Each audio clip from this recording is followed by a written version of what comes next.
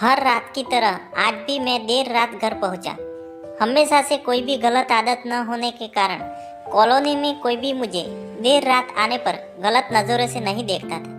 मैं हमेशा इस बात को लेकर गर्व करता कि लोग अपने बच्चों को मेरी उपलब्धियों का उदाहरण देकर अच्छा पढ़ने लिखने की सलाह देते हैं। खैर, यही सब सोचते हुए मैंने अपनी चाबी से घर का दरवाज़ा खोला। हालांकि मुझे पता था कि जब तक मैं घर नहीं पहुंचता तब तक दीप्ति को नींद नहीं आती थी, पर मैं अपने 5 साल के बेटे चिंटू को नींद से नहीं जगाना चाहता था। दरवाजे की हल्की सी आहट पाकर दीप्ति हमेशा की तरह कमरे से बाहर आई।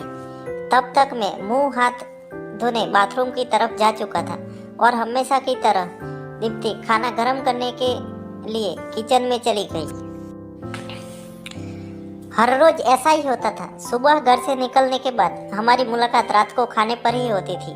दीप्ति को इस तरह की जीवन शैली से कोई प्रॉब्लम नहीं थी।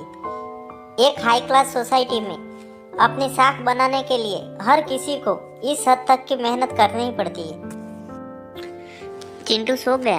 खाना खाते हुए मैंने दीप्ति से पूछा। हाँ, काफ़ी देर से आपका इंतज़ार कर रहा था, लेकिन फिर इंतज़ार करते करते ही सो गया, दीप्ति ने शिकायत भरे लहजे से कहा। लेकिन हर बार की तरह मैंने मुस्कुराकर बात को टाल दिया।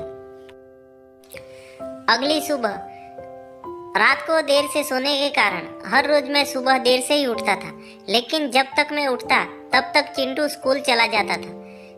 चिंटू की हमेशा शिकायत रहती कि मैं उसे कभी बाहर घुमाने नहीं ले जाता, और शायद इसी बात को लेकर वो मुझसे नाराज भी था।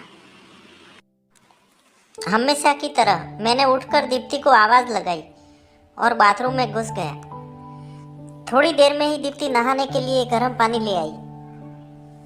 तुम नहीं होती तो मेरा क्या होता, हमेशा की तरह मैंने पानी की बाल्टी लेते हुए अपना घिसा पीटा डायलॉग मारा, और हमेशा की तरह ही दीप्ति मुस्कुराते हुए खाने की तैयारी करने के लिए किचन में चली गई। खैर, ऑफिस के लिए तैयार होकर जब मैं डाइनिंग टेबल पर आया तो चिंटू मुंह फुलाए बैठा था। क्या बात है जनाब, आज स्कूल नहीं गए? मैंने प्यार से चिंटू के बालों पर हाथ घुमाते हुए बोला। आज संडे है, चिंटू ने गुस्से भरी आवाज़ से कहा। काम की भागदौड़ में मैं यह भी भूल गया था कि आज संडे है, और आज दिन मैंने चिंटू के साथ मूवी जाने का प्रॉमिस किया था, लेकिन आज तो मुझे क्लाइंट मीटिंग के लिए ऑफिस जाना था। मुझे ऑफिस जाता देख चिंटू को अपना मूवी प्लान खतरे में पड़ता दिखाई दे रहा था, और शायद इसीलिए वो मुझसे गुस्से से बात कर रहा था। पापा, आप 1 घंटे के कितने पैसे कमा लेते हो? अचानक चिंटू ने पूछा। चिंटू ने पहले कभी इस रवैये से मुझसे बात नहीं की थी। शायद गुस्से में उसने ऐसा कह दिया। लगभग 1000 रुपये, मैंने कहा। क्या आप मुझे 500 रुपये उधार दे सकते हो? चिंटू ने कहा। लेकिन तुम्हें पैसे क्यों चाहिए? मैंने थोड़ा गंभीर होते हुए पूछा। मुझे चाहिए, चिंटू ने बनावटी मुंह बनाते हुए कहा। खैर, मैंने चिंटू को 500 रुपये दे दिए। चिंटू उठा और अंदर से अपनी गुल्लक ले आया। चिंटू ने अपने गुल्लक से 500 रुपये निकालकर 1000 रुपये मेरे हाथ में रखते हुए कहा।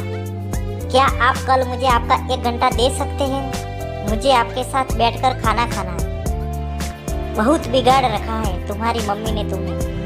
चिंटू की इस हरकत पर मैंने गुस्से से चिंटू को एक थप्पड़ लगाते हुए कहा। आज ऑफिस जाते हुए मेरे मन में बस यही सोच रहा था कि इस भागदौड़ भरी जिंदगी में क्या सब कुछ खरीदा जा सकता है। हालांकि मैं तो चिंटू को यही सिखा रहा था। कहानी का तर्क यही है कि परिवार के लिए पैसा कमाने की चाह में हम परिवार को समय देना ही भूल जाते हैं। जिंदगी में सबके बीच में तालमेल बिठाकर चलना ही समझदारी है। तो दोस्तों, कैसी लगी कहानी कमेंट के माध्यम से ज़रूर बताएं, और ऐसी ही कहानियाँ सुनने के लिए इस चैनल को सब्सक्राइब कीजिए। दिल से धन्यवाद।